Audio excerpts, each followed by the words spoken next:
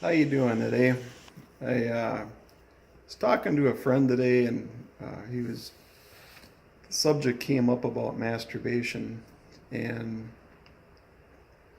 a lot of it's kind of a toss up, but most churches will tell you that masturbation is a sin, and they'll do all kinds of basically it's hoops and we come around in a big circle and play all these games and stuff like that, and basically they'll tell you, oh, masturbation is a sin, and they come up with all these little stupid ideas for why it's a sin. And in the New Testament, it says that sin is a transgression of the law.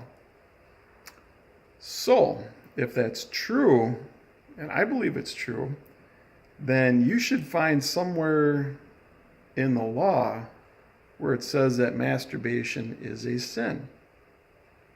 Common sense, right? You would think so. But so many people today, and especially young men, women do it too, young girls, whatever. Just about every young boy, young man out there masturbates. And if they tell you they don't, they're lying. And you think about all the restrictions, all right? There's a huge, well, not really a huge list, but there's a list of sexual things you're not supposed to do. There's sin, like not supposed to have sex with your children or your parents, right? That's listed. An uncle and aunt, that's listed. Um, Having sex with a brother or sister, that's listed. Having sex with an animal, that's listed. And what else? Women, or actually women aren't listed. Women with women are, it is not listed in the Bible. So I don't know if they just considered that men are outies and women are innies and they can't poke anything. I don't know. But men and men, that's listed. So you have these very obvious restrictions. And then there's restrictions like when a woman's menstruating, you ain't supposed to be around her. And so you have things like that. They even have the law. Now, the law even regulates having multiple wives. Yes, it regulates having multiple wives. And it doesn't say you can't. It just says, you can't take two sisters at the same time. You can't take a mother and a daughter at the same time. And so it discusses that. Those are sexual no-nos. And then it talks about inheritance. If you got one wife you really like and the other one's kind of you don't like her so much, and the one that you don't like had the firstborn child, it says that you're not supposed to refuse the inheritance, because under the Old Testament, basically the firstborn was supposed to get a double portion. So if you didn't like the woman, yeah, you had a couple wives, however many wives, and one of them you didn't like had the firstborn, just because you didn't like her, you weren't supposed to not honor the double portion for the firstborn child. So we have regulations for that. Guess what we don't have a regulation for? Playing with yourself. It ain't in there. It ain't in there. If it was such a heinous sin, period, if it was a sin at all, remember it says in the New Testament, sin is a transgression of the law. So if it's such a bad sin, even a little sin, the Bible is pretty covers a whole bunch of sins, and masturbation's not in there. The only thing you can remotely get close to is it says if a man spills, what does it say? If he has an issue, I think it's how it phrases it. If a man has an issue, it says, or his seed goes from him. All it says is you're supposed to wash and be unclean till evening. That's ceremonial. So that's about as close as you can get to discussing masturbation in the Bible. It is a non-issue. All these people running around, and you people that sit there and want to condemn people for masturbating, You are chasing a phantom.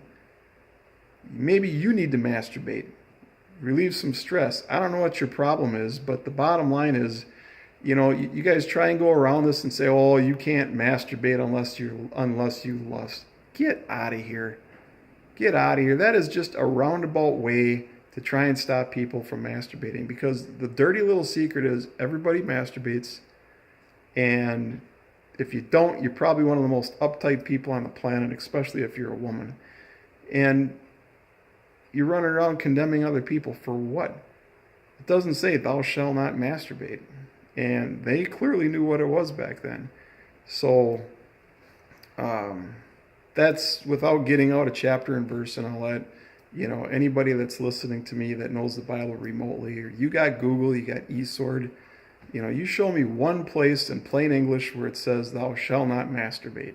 Thou shalt not touch your private parts. It's ridiculous. Guys take a leak constantly throughout the day. They're handling their wiener all day long. And it's just ridiculous. Guys especially, if they go without sex for a period of time, they ejaculate. It's called a wet dream. It happens. Guys wake up with a boner, just about, not every morning, but a lot of guys wake up with boners all the time. And if you don't have any sexual outlet, you got your little fun button on the end of a stick, rubbing everything. You think you can continue to go through life without relieving yourself? It's stupid. And I hope I made some of you guys laugh, because it is kind of it's a silly subject. I don't know why people bring it up and they'll have 20-minute or an hour discussions on how it's a sin. That's crap. If it was a sin, you should be able to go to a chapter and verse and read the thou shalt not. If you can't do that, you need to shut up. Because the bottom line is, teenage boys and all this type of stuff, they're going to do it anyways. All you're doing is making them feel guilty about it. And it's stupid. Where the Bible is silent, you need to be silent. Where the Bible speaks, you need to speak. Quit trying to read in between the lines and be some holier-than-thou idiot that's creating rules where there is no rules. You don't even keep the 10 Commandments, so what are you worried about if a guy's jerking off or a woman's playing with herself? It's stupid. Do you keep the Sabbath day? No? Oh, Jesus is our Sabbath. Okay, so that's your excuse for people before that would physically work on the Sabbath and get killed. Okay? It was a physical day. God only blessed one day. He never changed the day he blessed. And the Sabbath is holy. When you keep the Sabbath, and I'm not telling you to keep it, I'm not telling you how to keep it.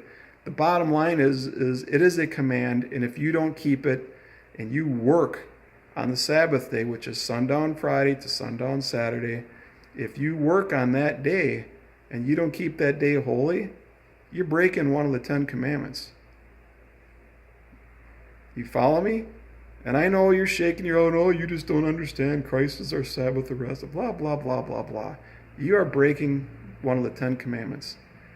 Do you have images? It says don't make an image, don't bow down to an image, and don't serve an image. And it describes what a graven image is. It's a likeness of male or female, fish in the sea, birds in the air, stars, sun, moon.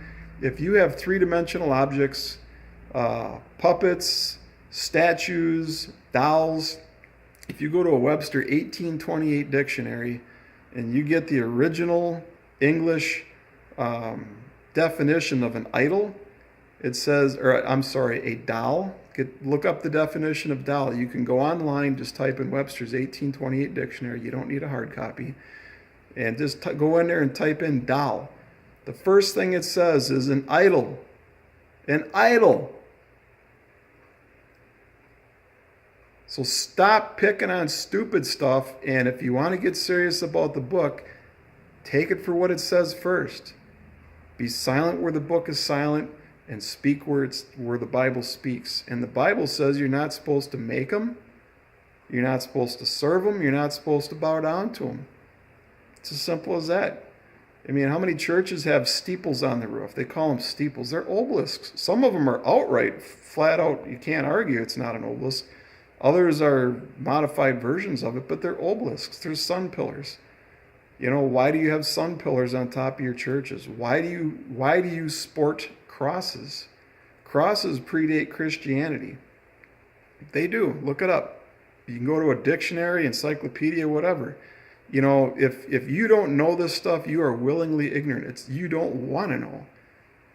You want to go pick on some guy because he plays with himself once in a while, or some female or whatever, and try and make him feel bad, and you totally miss the obvious stuff. What else?